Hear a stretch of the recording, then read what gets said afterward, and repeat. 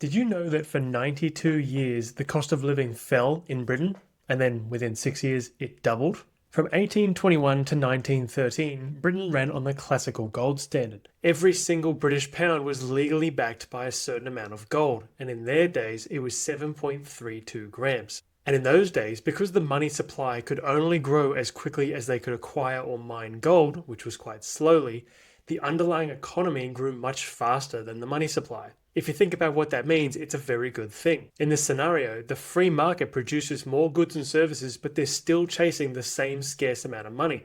So what happens? Well, prices fall. And it's not because some central bank intervention or government program forced prices to fall, it's because the free market was acting on a sound monetary standard. And the best part is the working class benefit from a system like this. In 1821, an unskilled labourer was earning about 9 to 12 shillings per week. In those days, bread was pretty expensive relative to wages, and tea, which was an absolute luxury, was something most families couldn't afford. Having meat in the diet was quite a stretch because it was also expensive, and buying a home required somewhere between 6 to 12 times your annual salary. So, sensibly, most workers just rented because housing wasn't a speculative asset back then, because the money worked. Fast forward 92 years to 1913, and the Industrial Revolution had transformed a lot of low-paid agricultural workers into skilled industrial operators. The marginal productivity of labour exploded thanks to steam power, mechanization, and global trade expanding. But here's the part that most people don't talk about. Because the monetary system was backed up by gold, the productivity gains didn't just show up in wages, they showed up in prices too. Bread got cheaper as a portion of income. Meat became a regular part of the working class diet. Tea went from a luxury to an everyday staple. And rent stayed flat as a percentage of wages, but the quality of what you got for that rent improved enormously. Houses had virtually no plumbing, no running water, and no lighting in 1821, but in 1913, considerably more houses did have these and better ventilation. And as for purchasing a home that cost 200 to 300 pounds in the 1820s still cost roughly the same amount 90 years later, but that same amount represented only 2.5 to 3.7 times an annual salary instead of 6 to 12 times.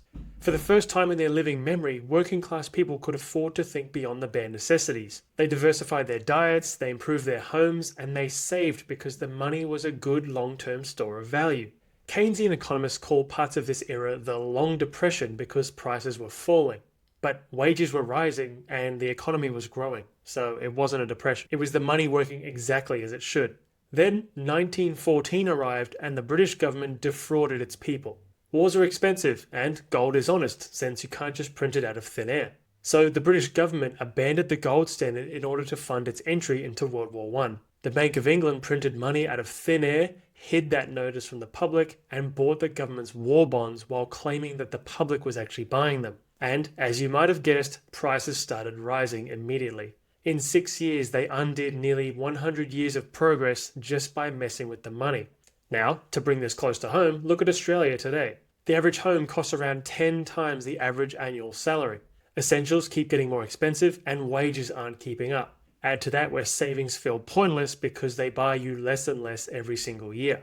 And that's not a coincidence. It has been happening at an accelerated pace ever since we left the gold standard 55 odd years ago. We were told that leaving the gold standard was necessary to support a growing economy, but that's a flat out lie. You just need a money that is divisible enough. The fix is quite simple. We just need to go back to a money that is credibly finite in supply. But those people that make the rules are the ones that benefit from a system of money printing. And the people that they supposedly represent, unfortunately, suffer the consequences of their actions.